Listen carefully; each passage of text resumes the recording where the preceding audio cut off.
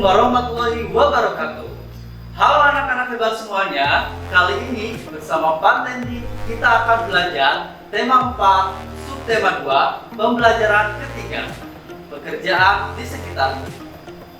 Nah, anak-anak hebat semuanya, ayo kita amati lingkungan sekitar kita.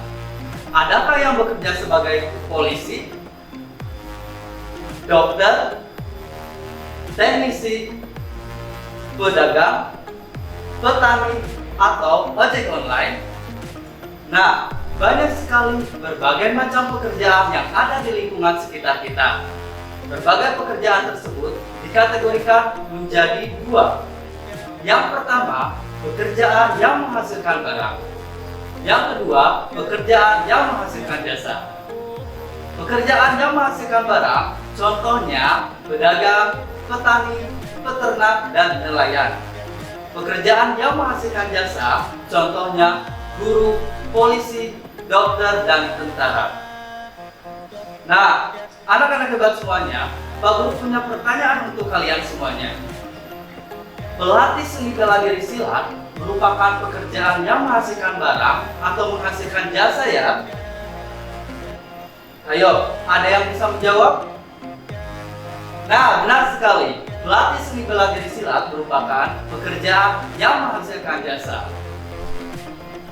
Pada pertemuan sebelumnya, kita sudah mempelajari tentang teknik pukulan dalam seni bela diri silat. Sekarang, bersama Pak Guru kita akan mempelajari teknik gerakan tangkisan dalam seni bela diri silat. Ayo kita saksikan tayangan berikut.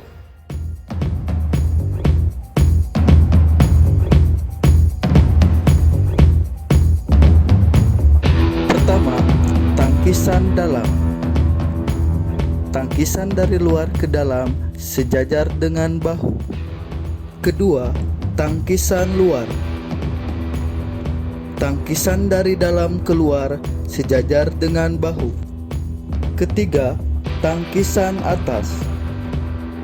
Tangkisan dari bawah ke atas untuk melindungi kepala dari serangan. Keempat, tangkisan bawah. Tangkisan dari atas ke bawah. Nah, anak-anak semuanya, ayo praktekkan bersama Pak Guru mengenai gerakan tangkisan. Yang pertama, tangkisan dalam. Hop, hop. Yang kedua, tangkisan luar. Hop, hop. Yang ketiga, tangkisan atas. Hop, hop. Yang keempat, tangkisan bawah. Hop, hop. Nah, anak-anak semuanya, seorang pesilat membutuhkan kerja keras dan ketekunan dalam melatih setiap gerakan. Kalian juga dapat melakukannya apabila giat dalam berlatih. Sekarang, ayo kita bahas mengenai pekerjaan yang memanfaatkan sumber daya alam. Ayo kita baca teks berikut. Ayo membaca. Pernahkah kamu berpikir bagaimana para pekerja pembuat pensil? Pensil awalnya adalah sebuah alat tulis dan lukis yang terbuat dari grafit murni atau karbon yang berasal dari alam. Sayangnya, grafit murni cenderung rapuh dan mudah patah. Seiring perkembangan zaman, saat ini dibuat pensil yang merupakan campuran dari grafit dan tanah liat. Proses pencampuran ini dibalut oleh media kertas atau kayu. Cara membuat pensil saat ini adalah dengan menghancurkan grafit dan tanah liat menjadi bentuk bubuk. Kemudian dibakar selama kurang lebih 3 hari.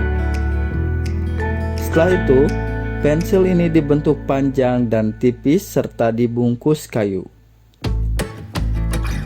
Kayu yang telah ditebang untuk pembuatan pensil berasal dari pohon. Benda-benda lain yang terbuat dari kayu juga berasal dari pohon. Agar terjaga kelestariannya, pohon yang ditebang harus diganti dengan menanam kembali bibit baru dari tanaman sejenis.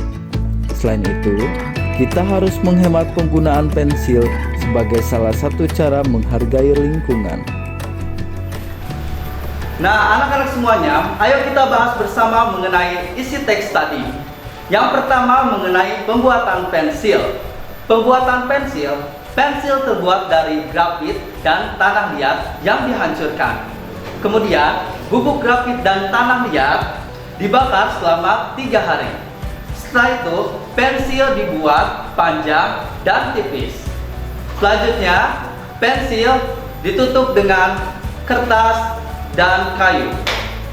Nah, anak-anak semuanya, perlu kalian ketahui bahwa dalam pembuatan pensil kita menggunakan kayu dari pohon. Nah, untuk menjaga kelestariannya, kayu yang sudah ditebang harus kita ganti dengan menanam bibit kembali dari tanaman yang sejenis. Kita harus menghemat penggunaan pensil sebagai upaya menjaga lingkungan. Ayo amati video selanjutnya.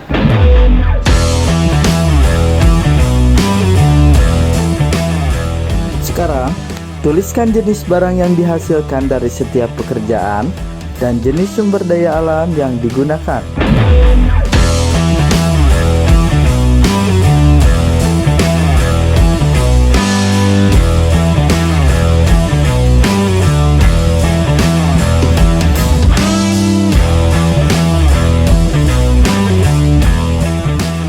Yang pertama, gambar tukang kayu. Barang yang dihasilkan, meja, kursi, dan perabot rumah lainnya. Bahan asal benda, kayu. Jenis sumber daya alam yang digunakan, sumber daya alam yang dapat diperbaharui. Yang kedua, pekerjaan pemerah susu. Barang yang dihasilkan, susu. Bahan asal benda, hewan. Jenis sumber daya alam yang digunakan, sumber daya alam yang dapat diperbaharui. Yang ketiga, pekerjaan penambang. Barang yang dihasilkan, batu bara. Bahan asal benda, tumbuhan. Jenis sumber daya alam yang digunakan, sumber daya alam tidak dapat diperbaharui. Nomor 4, pekerjaan petani. Barang yang dihasilkan, padi, sayur, dan buah.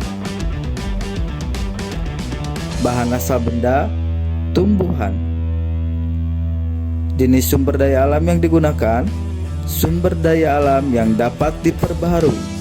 Yang kelima, gambar pekerjaan nelayan. Barang yang dihasilkan, ikan. Bahan asal benda, hewan. Jenis sumber daya alam yang digunakan, sumber daya alam yang dapat diperbaharui. Nah, anak-anak hebat semuanya, masih ingatkah kalian tentang cerita Pak Weli? Pak Weli adalah seorang kepala sekolah, dan pekerjaan kepala sekolah merupakan pekerjaan yang sangat mulia. Pak Weli merupakan kepala sekolah teladan. Masih ingatkah? Ayo kita baca cerita tentang Pak Weli.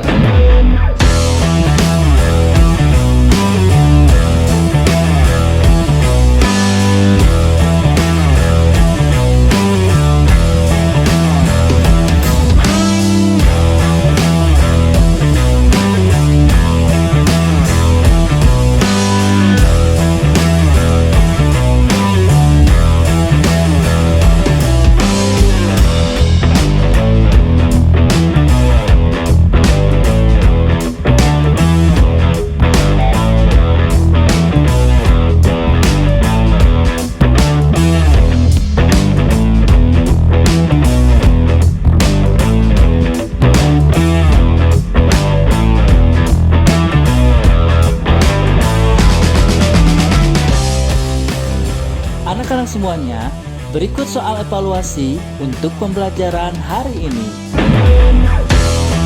Yang pertama, tuliskan langkah gerakan tangkisan pada bela diri silat. Yang kedua, bagaimana cara membatasi penggunaan sumber daya alam dalam kehidupan sehari-hari. Yang ketiga, berikan pendapatmu mengenai cerita Bapak Weli secara keseluruhan. Nah, anak-anak, itu adalah soal evaluasi untuk pembelajaran hari ini. Selamat mengerjakan. Nah, anak-anak semuanya, hari ini kita sudah belajar mengenai 4 gerakan tangkisan dalam seni bela diri silat. Kita juga sudah mengetahui tentang pekerjaan yang memanfaatkan sumber daya alam, serta kita sudah dapat menuliskan pendapat pribadi mengenai sebuah unsur cerita. Setiap pekerjaan merupakan tugas mulia dan kita harus menghormatinya. Serta untuk pekerjaan yang memanfaatkan sumber daya alam, kita harus melakukannya dengan sewajarnya. Ya, anak-anak hebat semuanya, jangan lupa untuk mencuci tangan, menggunakan masker, dan berperilaku hidup sehat. Semangat belajar, anak hebat, anak Indonesia. Wassalamualaikum warahmatullahi wabarakatuh.